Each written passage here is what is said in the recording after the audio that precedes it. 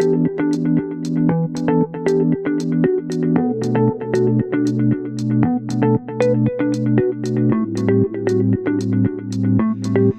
to our first personalized surgery podcast series. The goal of this personalized surgery podcast series is to really understand how leading surgeons across the globe are using personalized surgery technologies and enabling better patient care. I'm really proud today to have Dr. Bharat Mody, who is the founder of WellCare Hospital, a leading orthopedic surgeon with more than 3 decades of experience in UK, US, and in India, and has been a key opinion leader for many medical device companies, as well as runs a very beautiful 100-bedded hospital here in Vadodara, Gujarat. His hospital is very focused around orthopedics. Thank you, Dr. Mody, for giving us this opportunity to. I'm going to go directly to the first question today. So, you as an orthopedic surgeon have 3 decades of experience pioneering development of so many new technologies across the globe.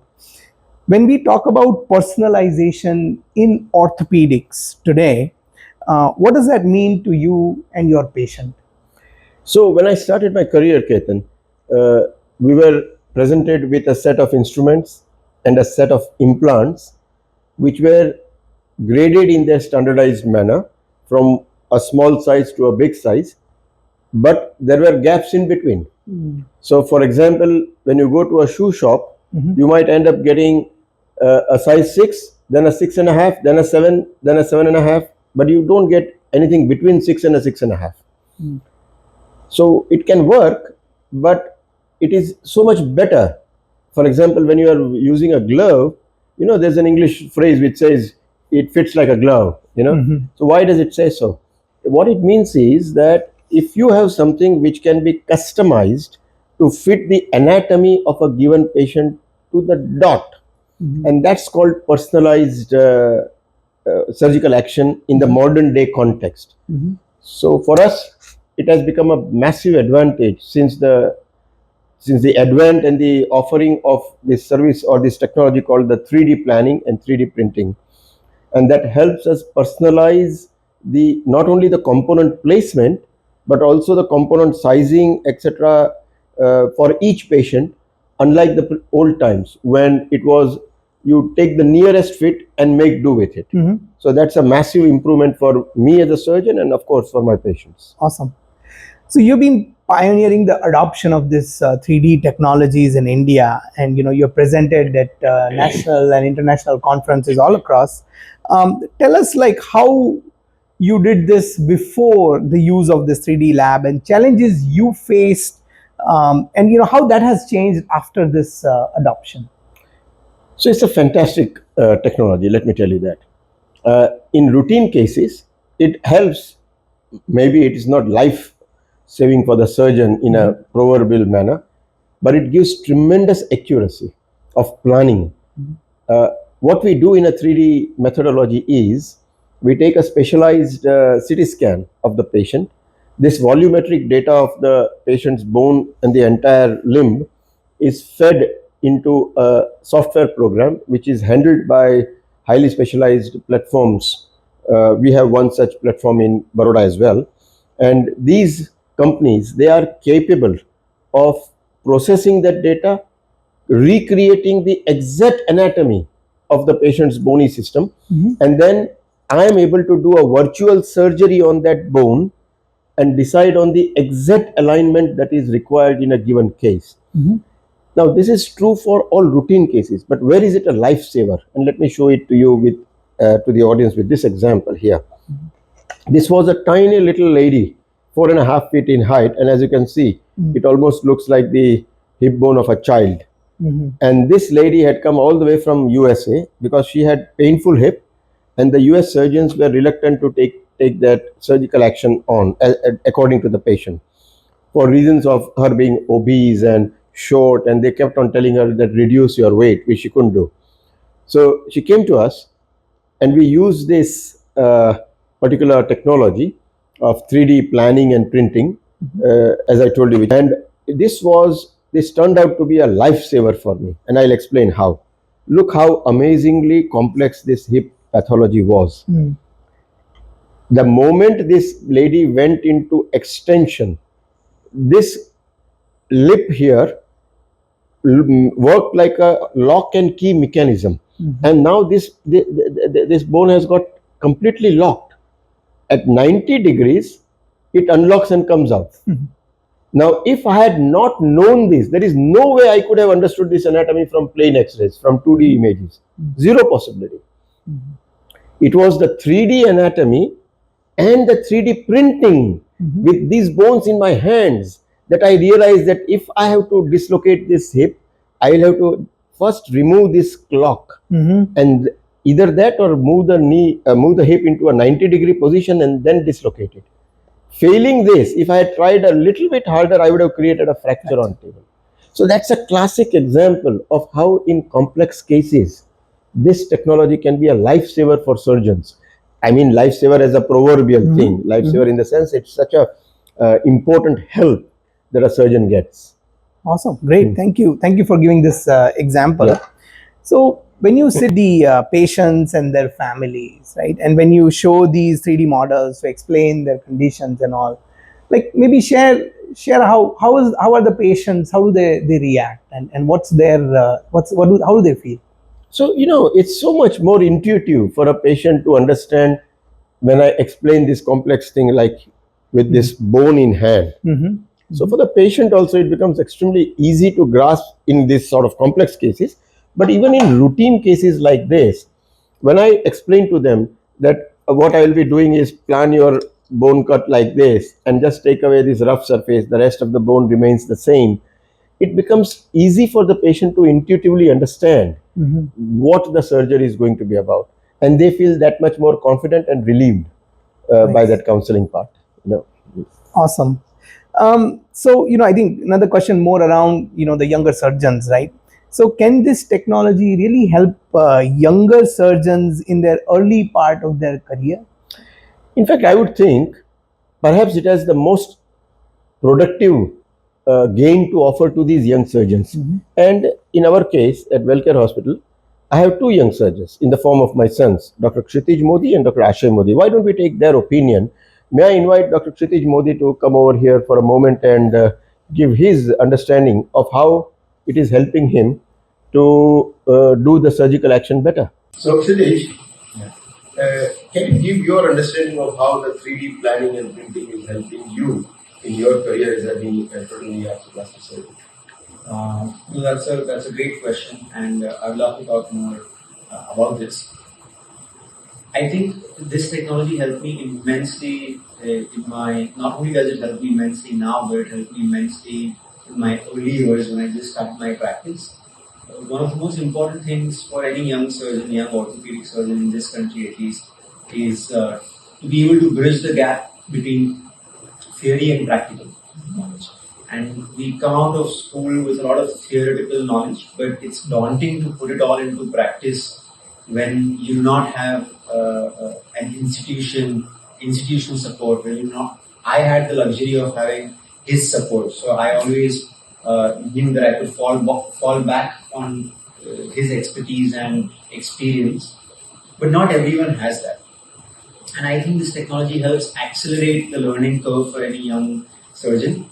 It really brings to the table a lot of comfort for the surgeon, because the surgeon ends up rehearsing each and everything that he would otherwise do in the OT after opening a particular part of the body up.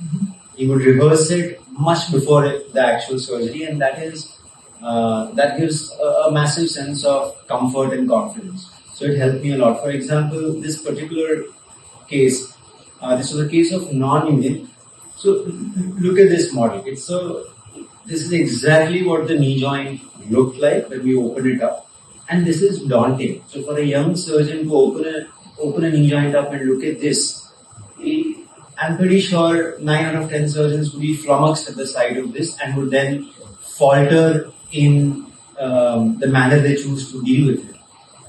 But because I had this 3D model in my hands much before the actual surgery, I realized that what looked like a non-union on radiographs was actually a hypertrophic union, and it changed my entire plan. And that is the essence of the message here, that this technology helps plan better, and planning is key when it comes to surgery. Thank you. That's a very clear understanding of how surgeons in the evolution can take great advantage of this technology. May I have Aashay? Mr. Gaten, for asking my opinion as well. And thank you for that. So, as a young surgeon, as a young orthopedic surgeon, I've seen just the right amount of transition from traditional methods to advanced technology, and I was at that transition point. Uh, in my experience, I've seen how much uh, virtual planning has helped me as a young surgeon understand various problems and the human body's anatomy specifically. So, as a hip surgeon, I'll tell you that hip anatomy is very peculiar, and there are a lot of structures going around the hip joint. So, for example, like Sir showed this hip model, I will tell you that this is such a complex hip anatomy that one has to understand before going into the operation theater and opening up the body, and then realizing how it is different from the normal anatomy that's taught in college. So, as a hip surgeon, I've seen multiple times that even mildly complex surgeries give me so much value addition when I have the model in hand. And this model, for example, will tell you each and every hip muscles around the hip joint. The external rotators, the internal rotators, the flexors, the extensors, adductors, the abductors. There are so many muscles around the hip joint, and I've seen immense benefit in going for the 3D model, understanding it, and then going into the operation theatre to perform the surgery. Good to hear that. Thank you. Thank you for your opinion on this subject. But it is very important. So the point I am trying to make here, Ketan, is that this technology helps the senior and the most experienced employees, but perhaps it has even more value for the people who are still going up the curve. Aashay, for giving this insight. It's very valuable for everyone. My next question is a little bit a tougher one. Okay, so when you compare this 3D technology with robotics, I mean, there's a lot of buzz around robotics today. Is it really a game changer? And how do you compare this, if at all? Like, what's your opinion? Okay. In fact, it's not a tough question for me, because I have extremely clear idea about this. I've done extensive reading on this issue. Robotics, unfortunately, in total knee replacement and to some extent in total hip, but it has some value in total hip. But in total knee replacement, it has extremely limited value in terms of the long-term clinical results and the construct survival aspects. What is robotics? Basically, it is a platform in which the volumetric data of the patient's anatomy is captured, then segmented, and then with the help of the software in the robotic machine, the surgeon plans the entire angles at which it is done. Now, all this is possible with my much lower cost technology platform of 3D planning and printing. So to that extent, I am at par with any surgeon who is doing robotics in terms of my ability to plan it in extreme detail on the patient's actual anatomical model. As far as the robotics is concerned, the only additional thing it offers is a haptic arm, which in itself does not contribute anything more over and above the planning that it does. So I would say that a platform like the robotics, which is costing in multiple of crores, cannot be made into a standard of care for a country like ours. Whilst the core essence of robotics is useful, which means the 3D segmentation and planning ability, the actual machine where it gives you a little bit of handheld haptic additional value, it is, in my opinion, certainly not worth the crores of rupees that is being spent.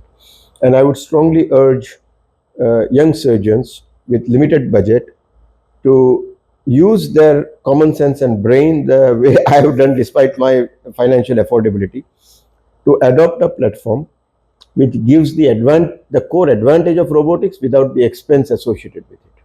Awesome, great, thanks. Last question. So, for hospitals and surgeons who are interested in setting up this, your own 3D print lab. I mean, now you have more than 3 years of experience in running this 3D lab, 3D print lab. What are some of the things that you would give advice to them to keep in mind before they are starting? So the most important thing about this setting up your own 3D lab will be that you acquire this. It's not about buying a 3D printer, because that you can buy it on Amazon these days. The 3D printer is just a small little a part of this entire system. The real strength of your 3D printing lab and platform and technology would be if you are supported by the software team who are not doctors, but they are engineers who have eventually trained themselves to understand the anatomy of the human body to the point where they can converse with the doctor and help do the virtual surgical planning.